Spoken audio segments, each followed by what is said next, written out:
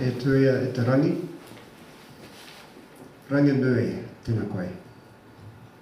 E tuia e te whenua, papatunuku tēnā koe. E tuia e te ngāta tangata, he tangata, tēnā koutou.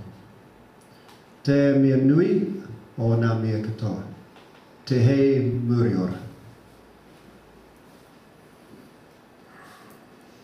Ko Malcolm Scott taka wainua.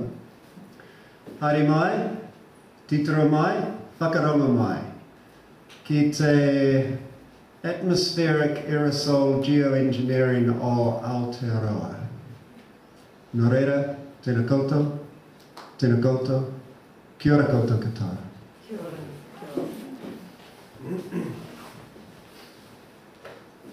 Aotearoa, the land of the long white cloud. Yeah, it's a little ironic because now that term has more than one meaning, because it could also be called the land of the long white chemtrail. And since 2009 in New Zealand, we have been under a regime of atmospheric aerosol spraying over the country, and that's a program of geoengineering that's taking place in New Zealand that is not being reported, which you have not been officially informed about. You have not been consulted, and you have not consented to this. This program of aerosol spraying is being done to us without our knowledge officially and without our consent.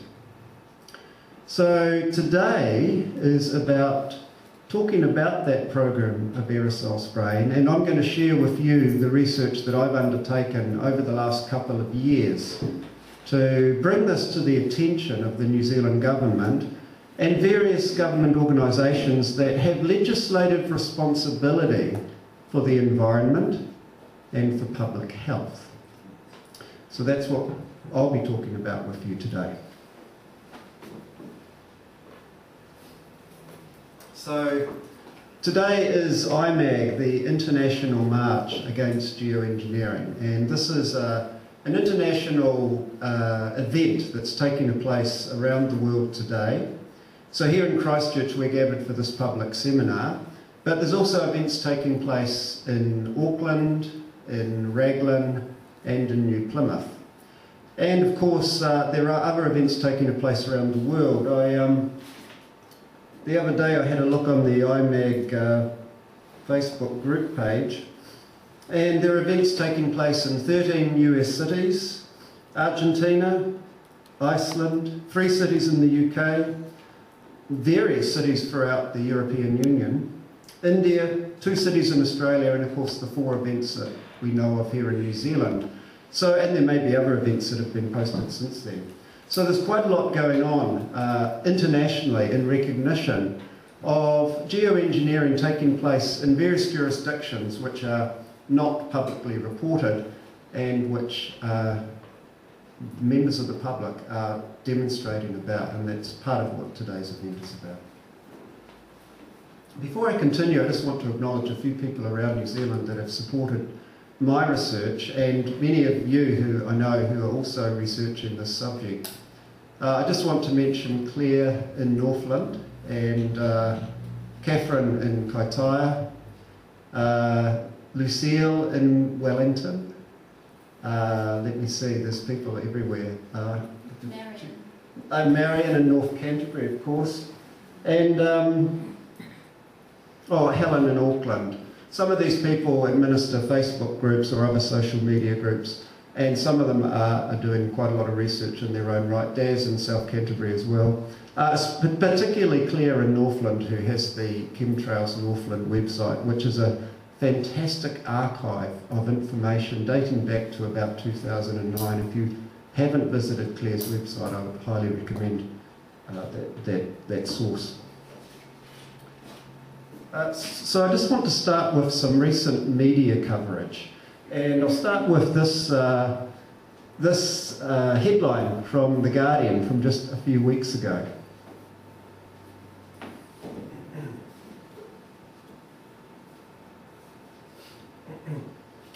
So Trump presidency opens door to planet-hacking geoengineering experiments. And I just took one segment from that particular headline.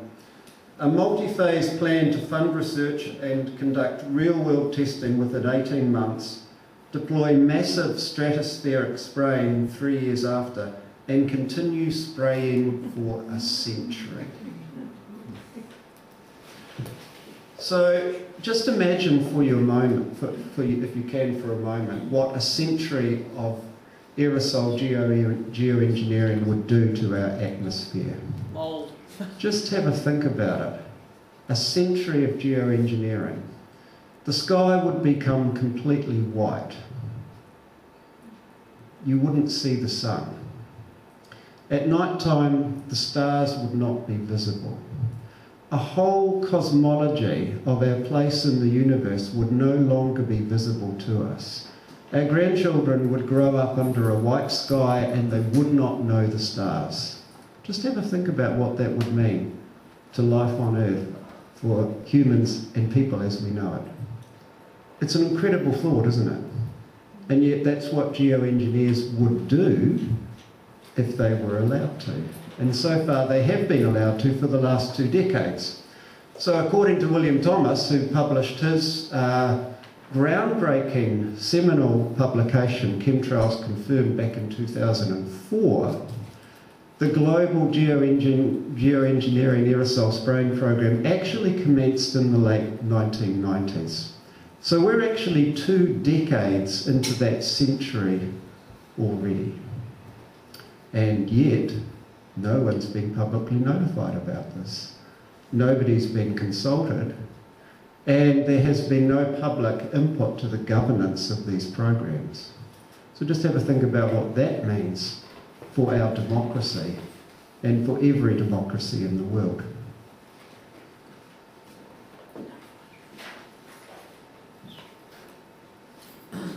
Some recent coverage by mainstream media. So this is from the Otago Daily Times from June 2016. And the photo actually is actually one of yours, John, the colour photo. Thanks very much for that. And there's just something I'll point out to you.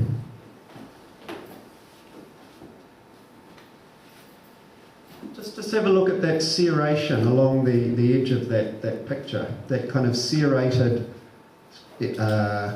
crenulated edge of the aerosol trail. We'll be talking about what that means in a moment, but just watch out for that as we look at some of these other pictures. Oh, this is a good one. This is from the Otago Daily Times, 2010. They published 10 photos from residents in Dunedin. It's actually very good coverage. If you go onto the Otago Daily website, you'll be able to see this. There was heavy aerosol spraying over Dunedin that morning, and the number of people from Dunedin took photos and sent them to the paper, and the paper actually published that story. But what's interesting is the Otago Daily Times is only one of about 3 privately owned daily newspapers in New Zealand. And it's one of the few daily papers that actually does infrequently publish stories on aerosols, on trails, depending on how they pitch the story. You won't see this kind of coverage in the bigger daily papers. So it's interesting that some of the smaller papers or some of the privately owned media are actually publishing what they can. This is an interesting one from the Taranaki Daily News from 2012. They actually conducted a survey. There were about 1,000 respondents, and around 62%, around 62% of respondents indicated that they believed that these trails that were being sited around New Zealand are in fact chemical aerosol sprays. I think the Taranaki Daily got a bit of a surprise at that, and they took the findings of that survey off their website. So sometimes when the response is not what the media expects, they don't report it. Okay, so let's take a look at this. This is an interesting one. So, since the late 1990s, early 2000s, there have been literally tens of thousands of images of aerosol trails posted to social media internationally and around the world. Some of those aerosol trails have then been republished in mainstream media, but the official storyline is that these are ordinary aircraft contrails. A survey conducted in 2010 and published in 2011 surveyed 3,000 residents in the United States, Canada and the UK. So that's about 1,000 in each country, which is a statistically significant number for a survey of that size. They found that around 16.6% of those people in those three countries believed that there was some type of secret aerosol spraying operation taking place. 16% represents the combined populations of around 80 million people in the United States and Canada and the UK. So 80 million people in 2011 were reporting a secret aerosol spraying program of some sort. And that was 7 years ago. So it would be interesting to see what that would be if that kind of survey were taken today. The official storyline is that these are what is known as persistent contrails, and that the notion of chemtrailing is sometimes referred to as an urban myth. Now I'm just going to introduce to you a concept known as the Dunning-Kruger effect of cognitive bias. Has anyone heard of that? Okay, I'll explain the Dunning-Kruger effect. In very simple terms, what it means is this. People who have a low level of competency in a particular body of knowledge tend to overestimate their level of confidence. In other words, the less they know about something, the more they think they know about it. Okay? So that is why you might find people who, there are people who are chemtrail deniers. Have you met any chemtrail deniers? They are people who will tell you adamantly that there is no such thing as a chemtrail and that it is a long contrail that lasts for a long time and it's a natural occurrence from aircraft exhaust. Now, the Dunning-Kruger effect explains this by understanding that people who know nothing about what they're talking about often are the most convinced about what they believe. So the next time someone tries to convince you that there's no such thing as chemtrails, you might remind them actually that perhaps they're victims of the Dunning-Kruger effect.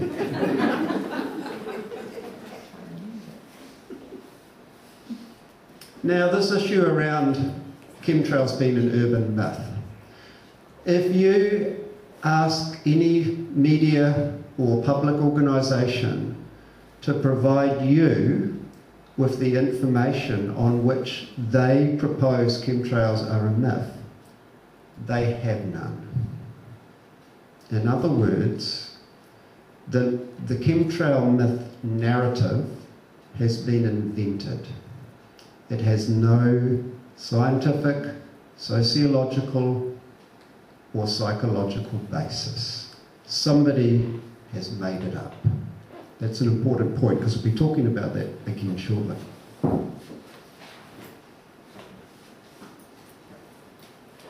Okay, this is a very interesting photo. So just take a moment to absorb this. What you'll see is there's two aircraft trails visible here. So across the top of the picture is a long, persistent aerosol trail, maybe 50 or even 100 kilometres in length.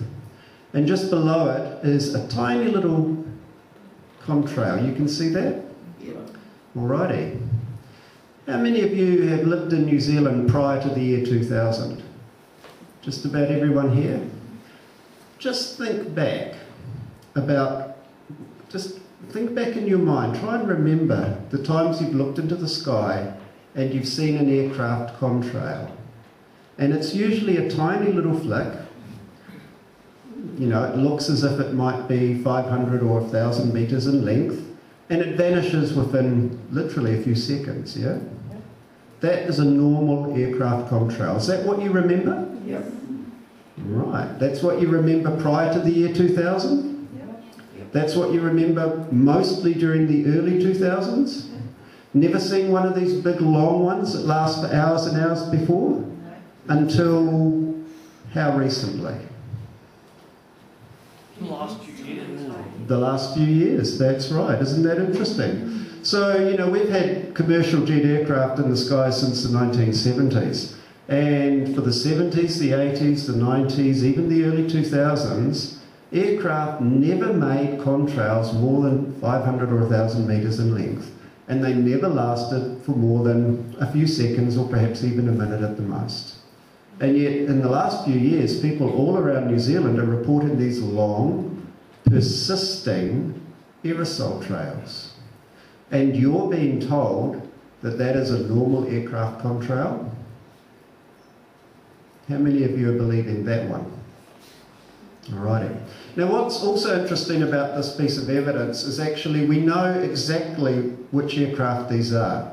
The photo was taken over Lake Ellesmere on the 9th of July 2016, about 5 o'clock in the evening. And the aircraft were identified by, very kindly I should say, by Airways New Zealand. So the two aircraft are Airbus A320s. The higher aircraft, the one with the long persisting trail, is flying at 37,000 feet. And the one below it, with the very short trail, is at 36,000 feet. So here we have two identical aircraft separated by about 300 metres of vertical airspace.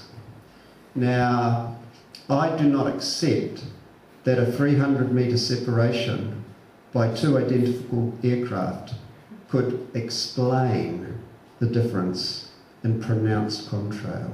Would you accept that? No. How safe would that be, their distance apart? I'll answer that question shortly. 1,000-foot separation is the minimum safe distance for aircraft, and it's quite acceptable in controlled airspace.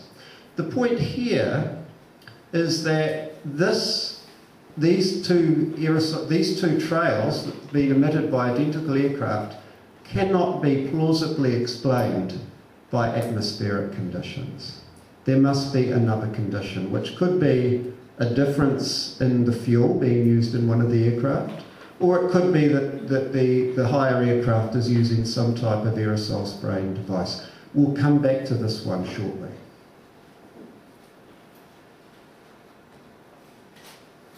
So here you can see the same pictures, but in a series. These pictures were taken over a space of maybe a minute. Now, the A320 cruises at around 800 kilometres per hour, which is about 14 kilometres per second. Sorry, per minute. 14 kilometres per minute. So in the time that these photos were taken, these aircraft had travelled maybe 10 or 14 kilometres. And you can see that the regular aerosol contrail has not lengthened at all. So over the space of a minute, the regular aircraft contrail has evaporated within seconds, whereas the other one has persisted. And the aircraft, the persistent aerosol trail, was photographed 10 minutes later over Christchurch. So 10 minutes at 800 kilometres per hour is another 140 kilometres. That aerosol trail eventually will have stretched up to or more than 200 kilometres in length, and it persisted for well over an hour. There's simply no way an A320 turbofan jet engine can produce a trail like that. Right.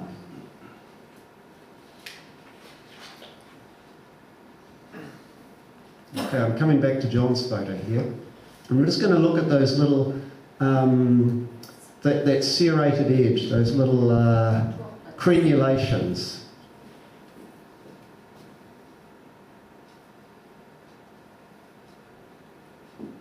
That's a real telltale sign that that's not an aircraft exhaust emission.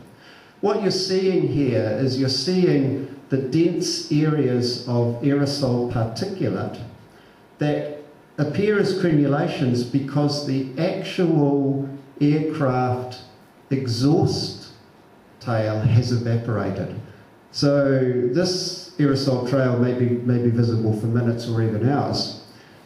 The exhaust from the aircraft would have evaporated within seconds, and what's left behind, what is still visible after the exhaust trail has evaporated, is the dense areas of particulate that are bunched together. So when you see any kind of trail in the sky that has that kind of serrated edge to it, you know immediately that this is a spray trail. All right, that's an important piece, an important distinction to make. Now, it's not hard to notice that, but strangely enough, the Civil Aviation Authority can't tell the difference. We'll talk about the CAA shortly.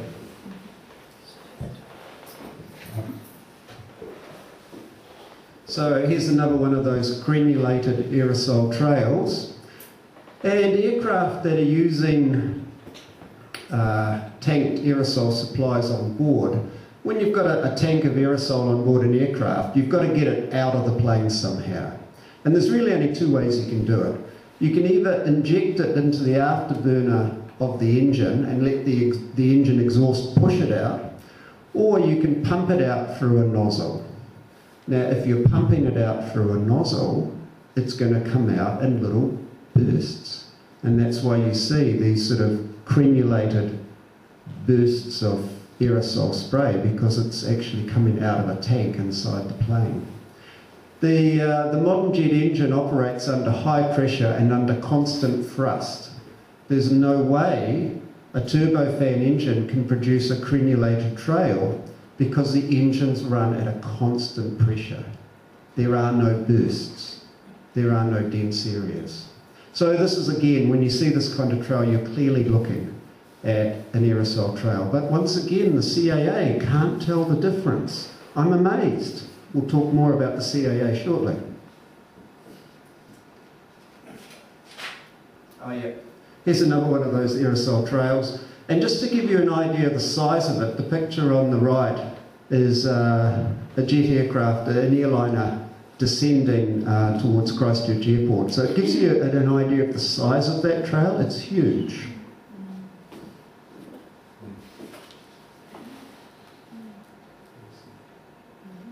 So you can see the tiny little aircraft next to the huge trail. So this brings us now to the first area of research for me, which is the Ministry for the Environment, which I began correspondence with in late 2015.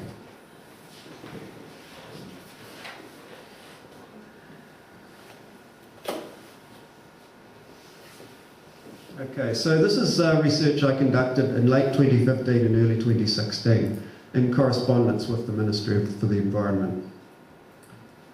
The Ministry disclosed to me that between May 2010 and December 2015 it received 25 separate reports from the public covering around 37 individual instances or sightings of aerosol trails. The Ministry also disclosed to me that it has no written procedure for investigating these reports.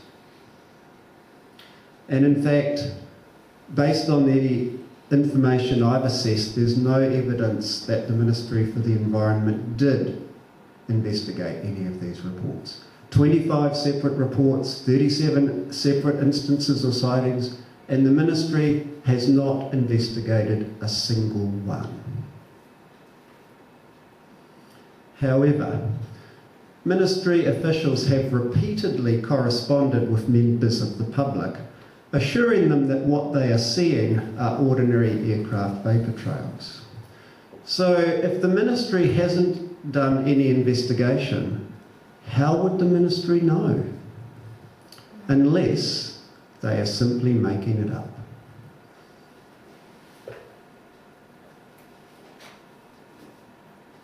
So a little bit of email correspondence between myself and members of the Climate Directorate of the Ministry for the Environment.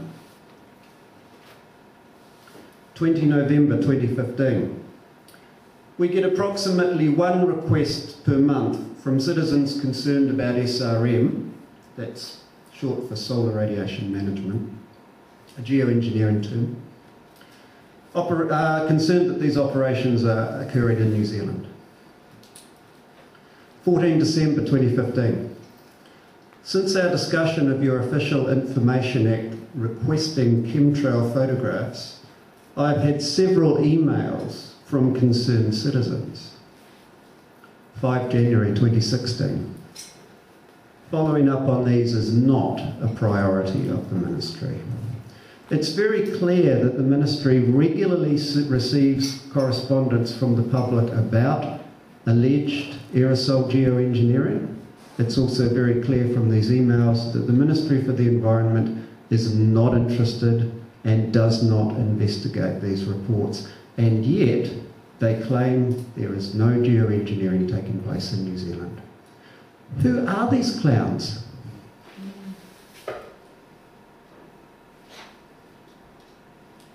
So, this brings us to the Minister for the Environment, Dr. Nick Smith, who you may note achieved international notoriety for his cameo appearance in the 2010 documentary What in the World Are They Spraying? If you haven't watched that documentary, just watch the first 5 minutes, and there's Dr. Nick in Parliament disclaiming any evidence of geoengineering taking place in New Zealand. So, from Dr. Smith, February 2011. I remain firmly of the opinion that there is no orchestrated campaign to spray chemicals into the atmosphere or engineer our weather. Dr. Smith repeatedly made that statement over a period of years, and he was very careful to make it clear that that was his opinion. Now, Dr. Smith is entitled to his opinion. He can have any opinion that he wants. And as I said, no investigation ever took place from the correspondence the Ministry received. But something changed in April 2016. In April 2016, the Minister issued this statement: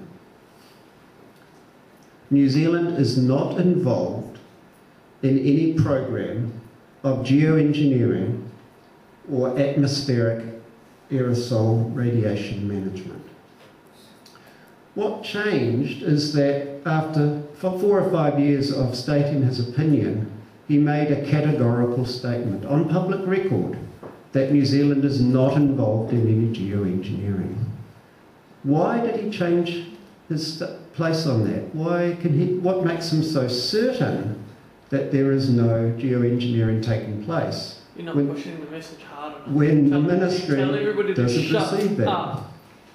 Everybody needs to shut up and just pay attention to the government. Well, I'll explain to you what happened in April 2016. So in March 2016, Ministry for the Environment officials requested the destruction of an official internal memo concerning public reporting of chemtrails. The memo evidences that officials actively monitor public and media attention to chemtrails while making unsubstantiated claims denying the existence of aerosol geoengineering in New Zealand. Now, if you're a researcher researching a controversial topic and you receive advice from a ministry asking you to destroy a document, that's a fairly good sign that you're onto something. So that document is now public, in the public domain. And I'll just draw some attention to some details of that document. What it shows is that the Ministry actively monitors media and public attention to the topic of chemtrails. The Ministry is actively interested in seeing what the public is saying or thinking about geoengineering in New Zealand. And this is from a Ministry that disclaims that there is any geoengineering in New Zealand. The document also states that the key message for correspondence is that there is no atmospheric geoengineering taking place. Once that document had been leaked, the Minister had no choice but to back the statement himself. Again, backing the statement, having never investigated any of the reports that were received. You have to ask yourself how responsible these ministry officials are being.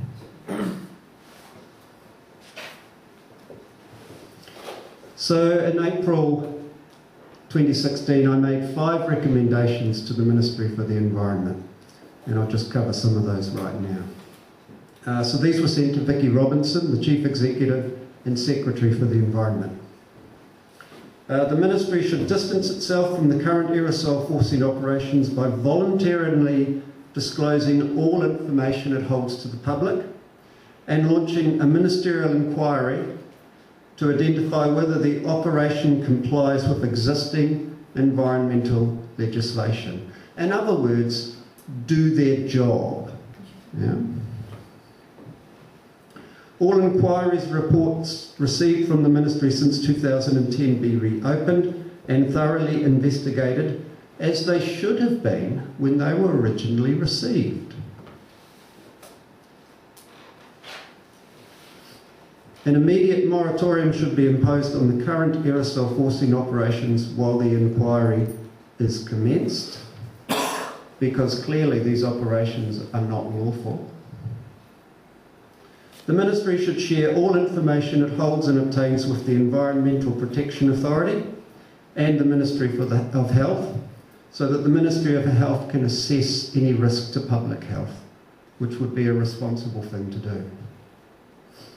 And finally, the Ministry for the Environment should take the lead to ensure a robust legislative and regulatory framework is established for the governance of any further proposed geoengineering activities in New Zealand with appropriate public consultation. In other words, I was telling the Ministry how to do their job, because clearly they're not.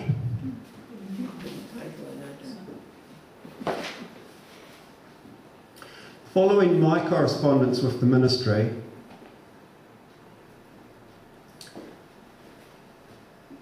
the Ministry got in touch with the Civil Aviation Authority, and this is a document I obtained under the Official Information Act, which is a series of email correspondence between a Ministry official and an official from the Civil Aviation Authority. Essentially what happened was the Ministry contacted the CAA and said, "Oh, we're having a bad time with this geoengineering stuff. Can we send our inquiries to you?" And the CAA said, "Oh, we're not really set up to handle that, but I'll tell you what, we'll create a web page for you." And then the Ministry said, "That would be great, go ahead and do that." And they did. And then since May 2016, any inquiries that the Ministry for the Environment receive, they now refer to the CAA. In other words, the Ministry is passing the buck, and they are not doing their job.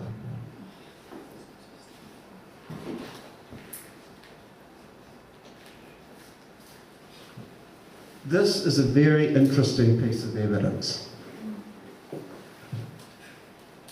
This is a letter from Amy Adams from July 2014. At that time, Amy was standing in as Minister for the Environment while Nick Smith was indisposed. From Amy, the New Zealand government does not allow geoengineering. What this means is that any sightings of alleged geoengineering are unlawful. In other words, you are witnessing a crime scene. And if you witness a crime, you should report it to the police. You can do this by contacting Crime Stoppers. You can report a crime anonymously online, and they also have an 0800 number. You can also visit a police station and fill out a witness form, but to do that you'll have to identify yourself.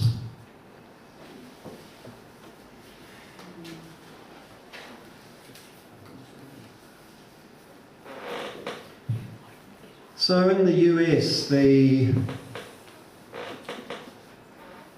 Legal Alliance to Stop Geoengineering launched a suit in July 2016 to take civil action against delinquent regulators.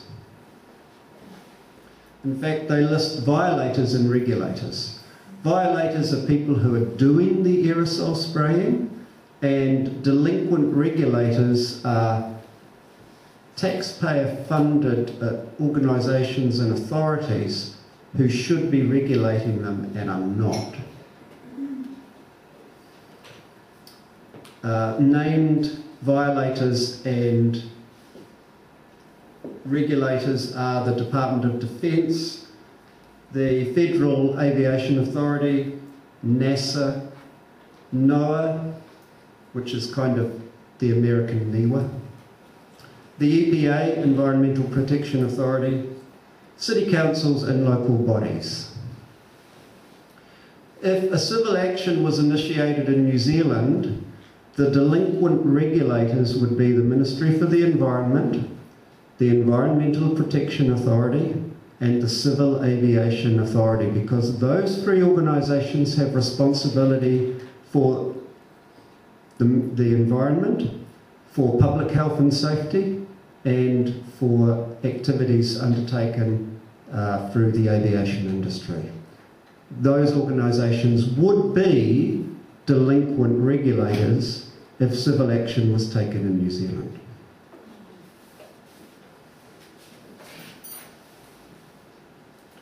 Alrighty, just a few pictures from Banks Peninsula. This was the 8th of May 2016, it was actually Mother's Day. And you can see these photos were taken over a period of about an hour and a half. What started out as a clear blue sky led into a couple of, well, twin aerosol trails.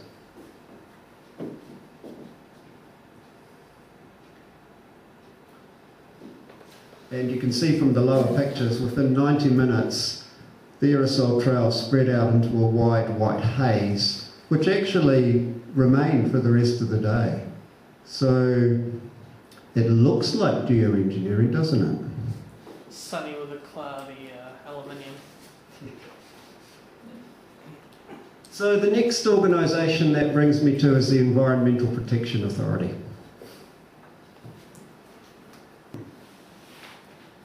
So in February 2016, the EPA claimed it had received no reports from the public of spraying from aircraft in New Zealand. However, they had, in fact, received correspondence about chemtrails from a member of the public in February 2011, but they did not disclose this. The Environmental Protection Authority claims there is no evidence that these exist in New Zealand. Malcolm, just a question. So does that mean that they are saying they do exist in other countries? No, it doesn't mean that. No, why would they? We're special. More from the Environmental Protection Authority. From the EPA.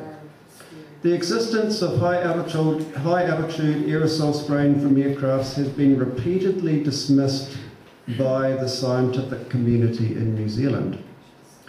An EPA official referred to aerosol spraying as an urban myth. So I contacted the EPA and I asked them to send me a summary of the scientific evidence which they referred to that dismisses the existence of chemtrails in New Zealand. Well, they don't have that. They just made that up.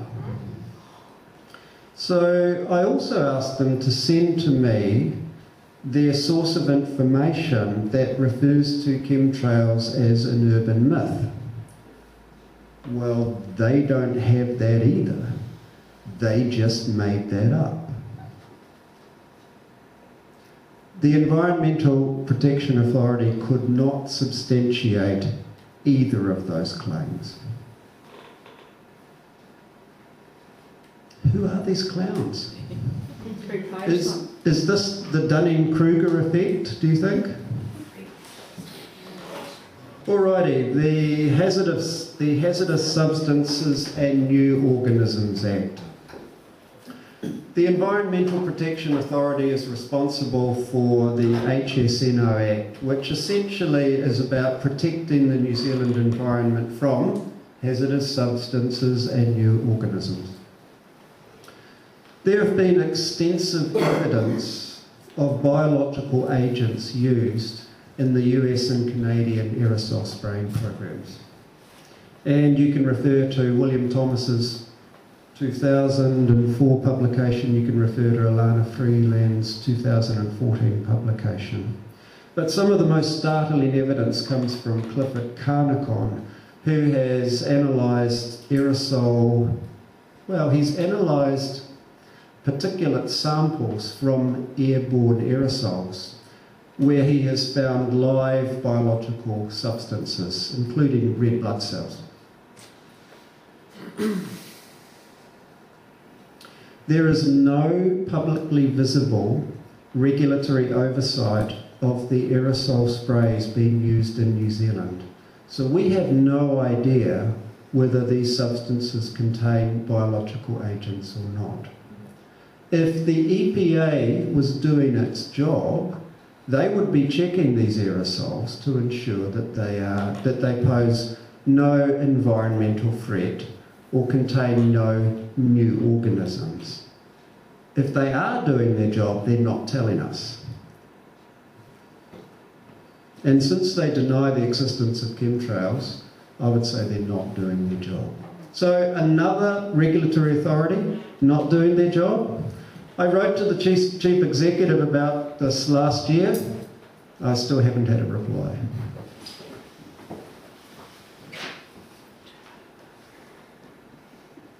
All right. So this is a sample of some type of polymer thread that Daz from South Canterbury collected. I should just say that if you come across this kind of airborne material, do not touch it. Do not touch it with your skin. If you do want to collect a sample, use an implement or wear gloves, okay? So I've seen reports from around New Zealand of these polymer threads that appear to be airborne and that people have photographed and sampled around New Zealand. Recently, a guy in Christchurch contacted to say to me he was working on a building site and one of these landed across the back of his neck, and he said he had a rash and an itchy spot on his skin for a few days following that. So if you come across this stuff, don't touch it, but if you can collect it, use a drinking straw or something to wrap it around, put it in a plastic bag. What you should do with it is that you should take it to your local council or regional council who is responsible for air quality. You need evidence that it was airborne. So if you have a photo of it drifting in the air, that's evidence that it's an airborne contaminant. Take it to them, ask them to analyse it, there won't be any cost to you, and ask for a copy of the results. All right? So a photo here of the sample that Daz collected in South Canterbury, and next to it is a sample that was gathered in Serbia in the early 2000s. Now, the Serbian sample has been analysed extensively by Clifford Carnacon, and he's found that it contained a significant amount or a significant variety of biological agents. And his understanding, as I've read it, is that these polymer threads are used to carry biological agents, living biological agents, cells. The polymer thread is designed to float in the wind, so it's to keep it aloft, and also it gives the biological substance something to cling to. So it's a way to effectively spread biological filaments across a wide area. So once again, if you come across this stuff, don't touch it. Treat it as a toxic substance, seal it, bag it, send it to your local regional authority, ask them to test it.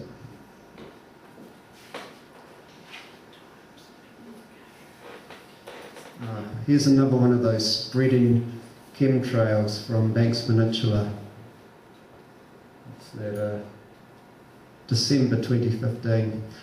So this series of photos was taken over about 35 minutes, and you can see that what began as a clear evening with a single trail, which incrementally spreads out into cloud cover.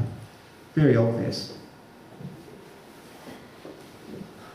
Could this be SRM, solar radiation management? Remember, the Ministry for the Environment denies that there is any SRM taking place in New Zealand. All right, here we go. The Civil Aviation Authority.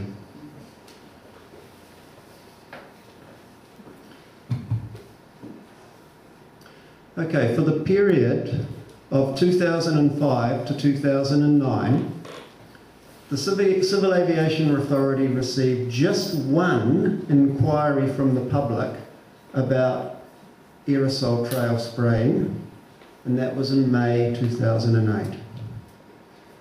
So for a 4 to 5 year period, just one report.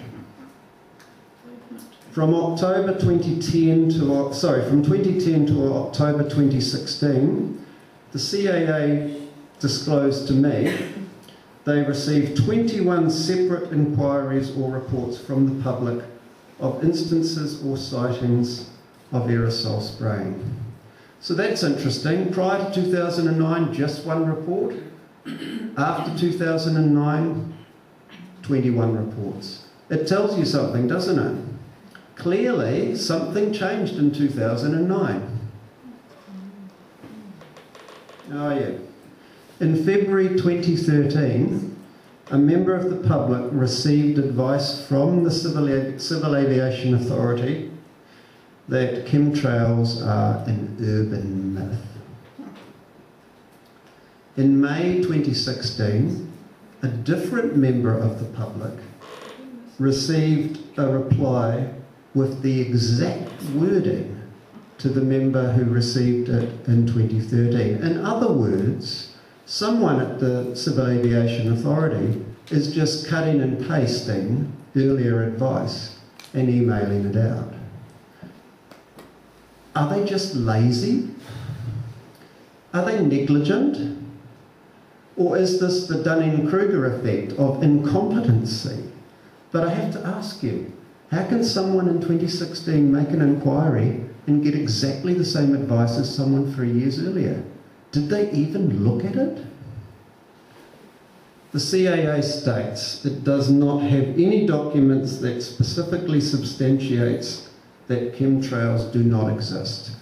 So on the one hand, CAA officials are telling the public chemtrails are an urban myth, and on the other hand, they cannot substantiate that.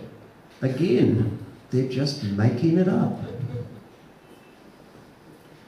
So I asked the CAA to inform me of the expert qualifications of the officials that are providing advice to the CAA. The CAA advisory staff regularly refer the public to a website called Contrail Science. Contrail Science is a website run by a blogger named Mr. Mick West. And according to Mr. Mick West's profile, he is a former video games programmer with no expert qualifications in climate science or atmospheric science. So the CAA considers Mr. West an expert to whom they take advice and to whom they refer the public. Again, is this the Dunning-Kruger effect? Are the CAA officials simply incompetent, or are they just lazy and they just use contrailscience.com? Now, with all due respect to Mr. West, this reflects very badly on the CAA. The CAA consider Mr. West someone that they can take expert advice from and someone that they can refer the public to. And I have to ask you, who are these clowns? All right, coming back to that aerosol picture from 2016, July, we looked at it earlier, the one taken over Lake Ellesmere. So, in October 2016, I sent this photo with other information from Airways New Zealand to the CAA, and I asked them to investigate this instance of clearly an abnormality of an aircraft trail and alleged to be an aerosol trail. I didn't receive any reply. I had to submit an Official Information Act inquiry in February 2016 to get any reply. And this is the reply I got. No investigation of this occurrence report was undertaken, as careful review of the material in your occurrence report confirms the absence of unsafe aviation activity. So just think this through for a moment. The CAA had the date, the time, and the location. They even had the identification of the aircraft. They could have done an audit of the fuel used in the aircraft. They could have done an inspection of the aircraft. They could have interviewed the flight crew from the other aircraft that passed within 300 metres of the aerosol trail. They could have done all of those things, but they did none of those things. What they did was they looked at a photograph and said, nothing unsafe here. Now, is it incompetence? Is it negligence? Or is the CAA complicit in some type of cover-up concerning geoengineering in New Zealand? I think that's an important question for the public of New Zealand to be asking.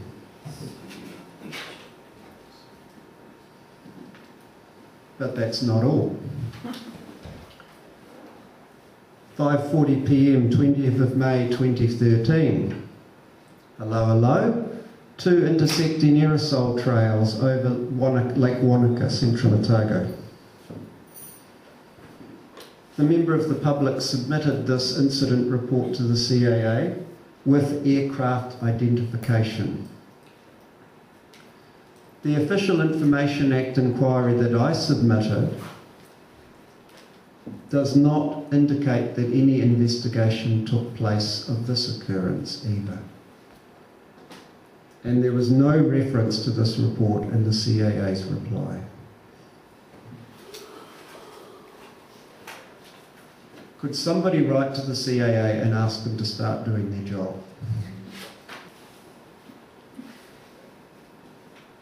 The Royal Society of New Zealand Symposium on Geoengineering 2011.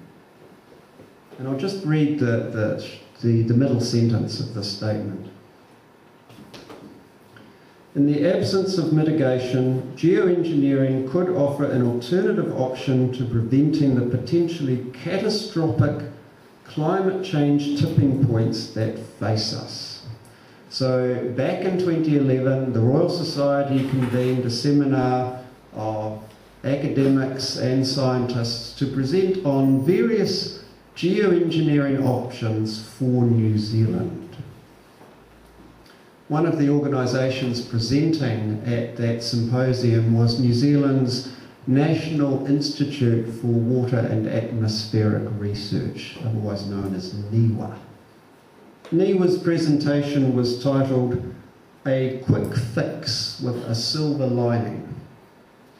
And it was a presentation by a senior NIWA scientist that outlined a range of geoengineering techniques, most in particular solar radiation management. I included this photo because it was taken over Auckland City. Auckland's often referred to as the city of sails, but recently you might say it's the city of chemtrails, actually. All right, let's hear what NIWA has to say about this, because I've been in correspondence with NIWA as well. NIWA claims no past, current or planned research program at NIWA specifically considering SRM. You have to pay close attention to the language. No research program at NIWA specifically considering SRM. So in unspecific terms, they may be considering SRM or other options.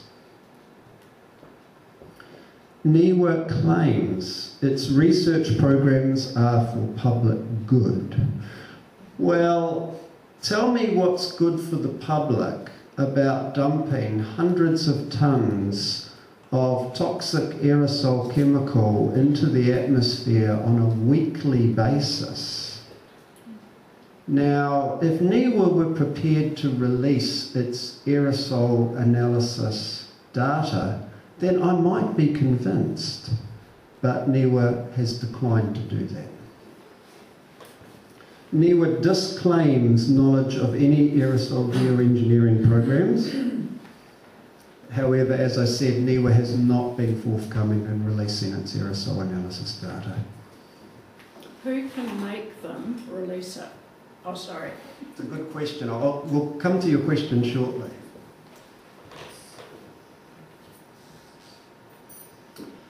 In my view, it is simply implausible that a wide-scale aerosol spraying operation could be taking place in New Zealand without NIWA's knowledge.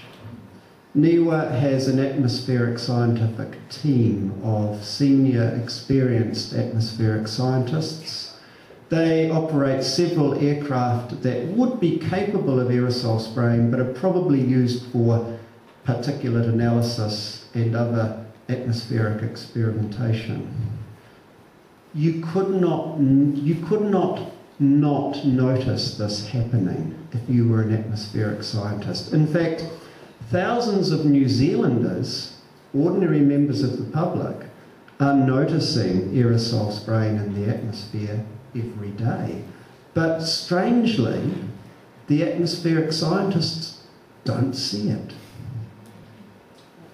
I wrote to the board of directors for NIWA. I asked them to disclose their knowledge of aerosol spraying in New Zealand. I asked them to disclose their aerosol analysis data, which, by the way, is paid for by the taxpayer.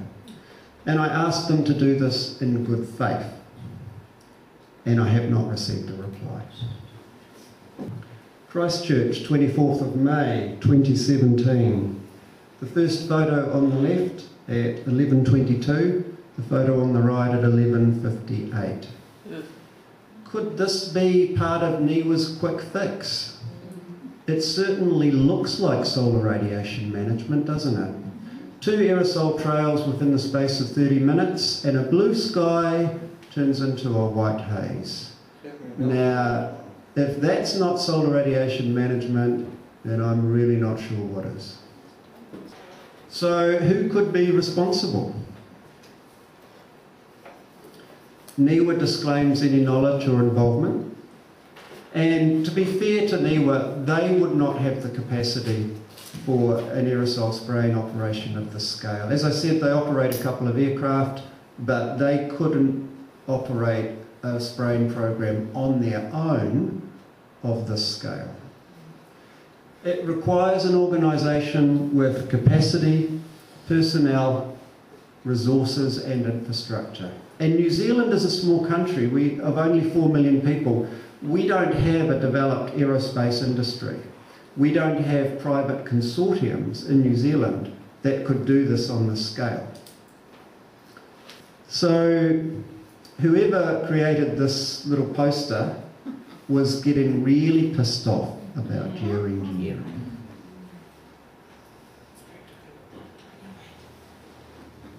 Who could be responsible? Who in New Zealand would have the resources for a program of this scale? Military. Which brings us now to the New Zealand Defence Force.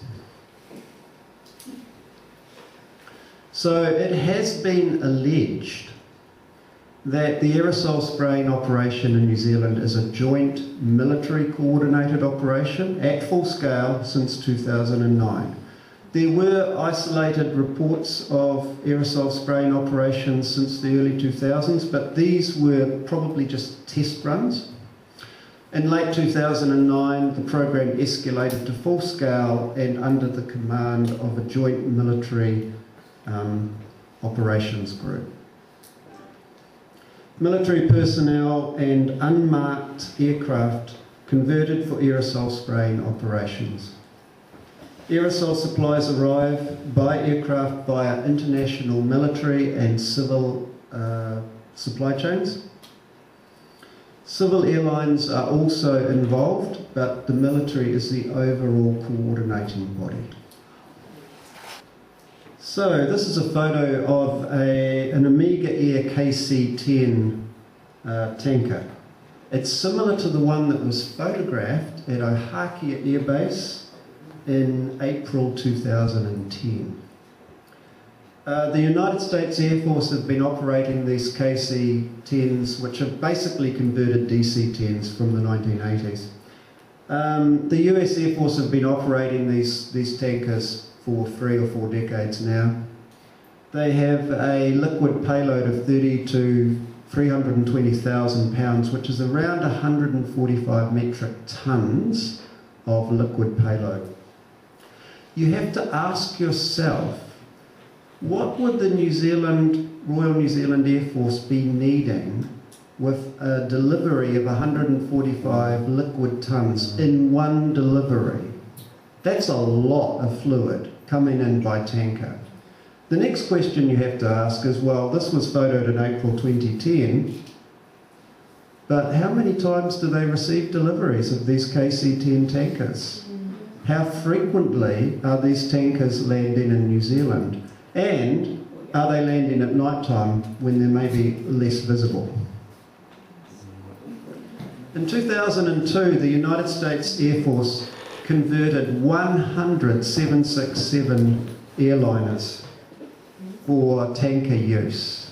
You can read more about this in William Thomas's book, Chemtrails Confirmed. According to Thomas, those aircraft were converted not for refueling, aircraft refueling purposes, but rather for the beginnings of the global aerosol spraying fleet. So that's 100 767 tankers, and since then there have been many reports of further aircraft conversions. So why do the military use converted civil aircrafts? Well, firstly, they just look like airliners. Because they're just converted civil airliners, they don't have any military insignia, and so they're not identifiable to any particular air force. In New Zealand, the aircraft that are being used are converted civil airliners. They have no military insignia, and they're not actually owned by the New Zealand Defence Force. They're either leased or on loan to the Defence Force. So the Defence Force can plausibly deny that it owns these aircraft. If you were to audit the Defence Force's fleet of aircraft, these aircraft would not appear in the audit. And they can plausibly deny them because they can say, these are not our aircraft. And they're right, they're not their aircraft. But they are using them, they are coordinating them, and they are providing facilities and resources for these aircraft. So, this brings us to Mr. Jerry Brownlee, former Minister of Defence. He stepped down as Minister of Defence in early May 2017. So, according to Mr. Brownlee, when he was Minister of Defence, the New Zealand Defence Force is not involved in, nor does it have knowledge of, any aerosol spraying programs which release chemicals into the atmosphere, and that was dated 10 October 2016. So in order to verify the Minister's assurance, I wrote to the Minister and requested his permission to visit Defence Force facilities to inspect them for evidence of aerosol storage and transfer equipment, and to audit military air traffic records. Mr. Brownlee's reply to me: I therefore decline to provide my approval for you or your associates to visit and inspect RNZAF facilities. That was 2 November 2016. So it's not unreasonable for a university-based researcher to request to visit and inspect a publicly funded facility. Yeah. And if there's no aerosol spraying operation taking place, then there's no evidence to find. The simplest way to close the matter would be to allow me or my associates to inspect the sites and determine that there's no spraying operation. But the Minister doesn't want that to happen. The Minister doesn't want a member of the public, an independent researcher or auditor, to view these sites or to audit military air traffic records. So what could the Defence Force be hiding?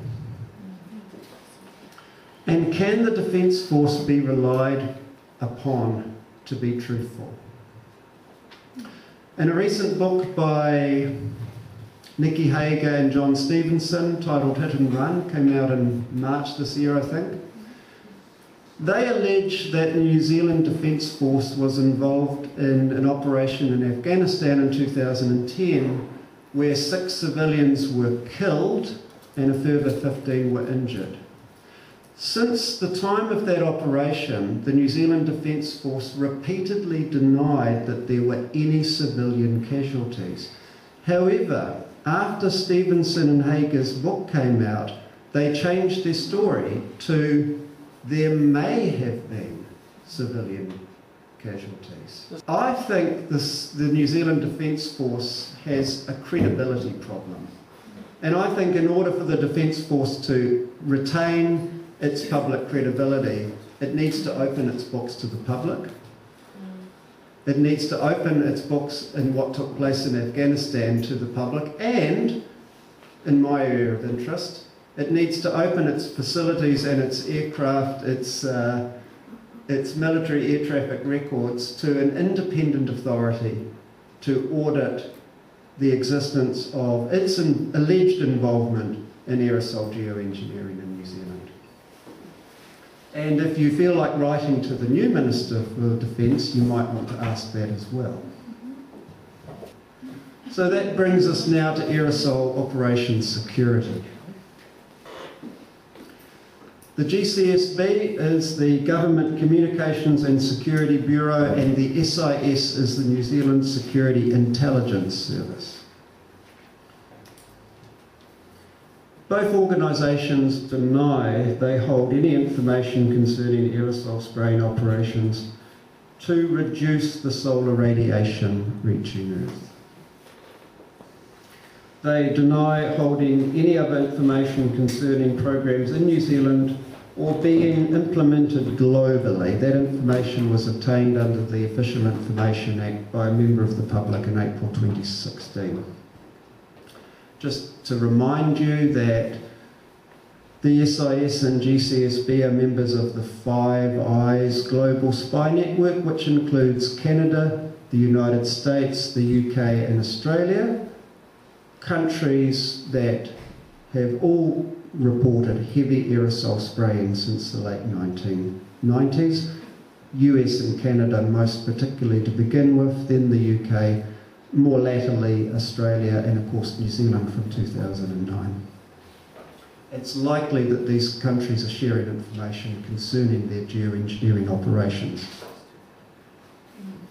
Alright, so the GCSB and the SIS deny any knowledge of any chemtrail activity.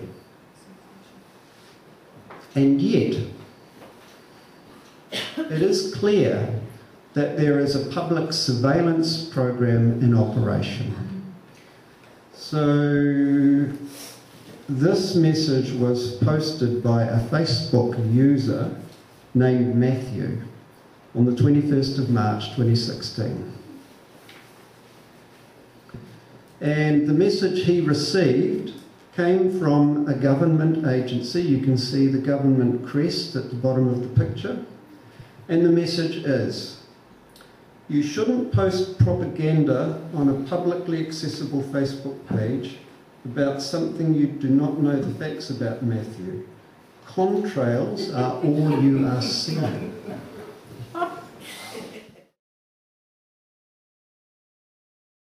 It's very clear that Facebook is being surveilled by New Zealand intelligence agencies. It's also very clear that Matthew is not only being surveilled, but he's also being harassed.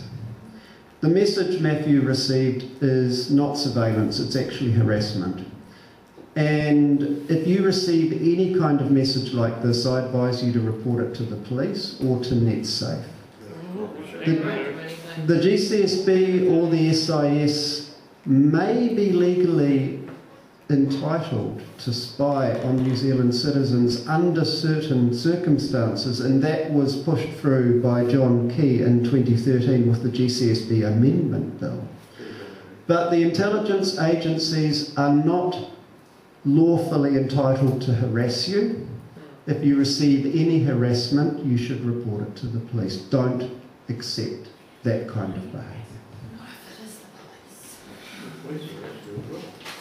So once again, if there's no aerosol spraying operation, why bother with surveillance?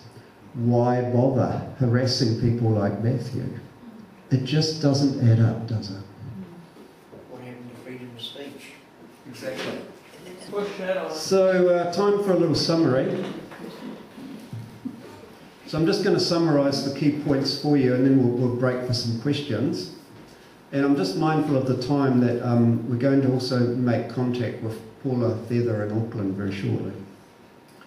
So according to the Minister for the Environment, 25 separate reports of 37 instances or sightings between 2010 and 2015. The EPA denies any correspondence, but I'm not sure that's true. The CAA reports 21 instances or separate reports from 2010 to 2016. NIWA denies any knowledge of SRM programs or any other type of involvement. And the New Zealand Defence Force and the GCSB SIS also deny any knowledge or involvement. Reports on social media. Thousands of posts including photographs, videos, lab tests, eyewitness accounts, copies of correspondence. The former Facebook group Weather Modification Watch New Zealand received 100 written reports in just 3 months to July 2016. During the month of July 2016, just in a 1-month period, the Chemtrails New Zealand Facebook group had 21 individual posts covering a range of aerosol spraying occurrences, and that group increased in membership size by 7 people during that month. The former group Weather Modification Watch New Zealand, it's since changed its name, 34 posts and a membership increase from 529 to 540 just in 1 month. What that says is during the month of July, there were more reports by the public to social media in just 2 groups than what has been disclosed as being received by the CAA or the Ministry for the Environment combined in 5 years. So the public is much more confident and much more comfortable posting to social media, but not so comfortable or confident in actually sending these reports to public authorities. And what I would say to you is that if you want to hold these public authorities to account, and if you actually want them to do their job, you do need to send your reports to them. Another interesting thing just before we finish on this section, the Weather Modification Watch Group on the 14th of November 2016 had a membership of around 600. By the end of the day, its membership had increased to over 5,000. Anyone know what happened on the 14th of November last year? Oh, the earthquake. Yeah. 7.8 earthquake in Kaikoura. Yeah. So, is there a connection between aerosol trails in the atmosphere, weather modification activities, and earthquakes? Well, there appears to be some kind of connection because 5,500 people saw a connection and joined that group in just one day. I'm going to finish in a moment, but before I do, a couple of things to note. The regulatory authorities in New Zealand with responsibility for the environment and public health are the Ministry for the Environment, the Environmental Protection Authority, and the Civil Aviation Authority. You can contact any of these organisations and you can ask them to investigate. And if they do not investigate, or if you do not receive a reply from them, you can request a reply under the Official Information Act. And I would encourage you to do that. The Official Information Act is very easy to use. All you have to do is send them an email asking for what you want to know and just type OIA request in the subject line. That's all you have to do. Once you put OIA request in the subject line, your request is required under law to be answered. You can also copy your correspondence to me. My email address is on the screen, and I'm very happy to receive your correspondence. And if I can be of any help to you, I will let you know. And also, if you receive any replies from any of those regulatory authorities, I'd be very interested to see what you receive. When you send any kind of request or notification to a public authority, firstly ask for an acknowledgement of receipt. Ask for your report or your sighting to be investigated. And ask to be informed of the outcome of the investigation. And if you do not receive a reply within 30 days, make a request under the OIA and let me know about it.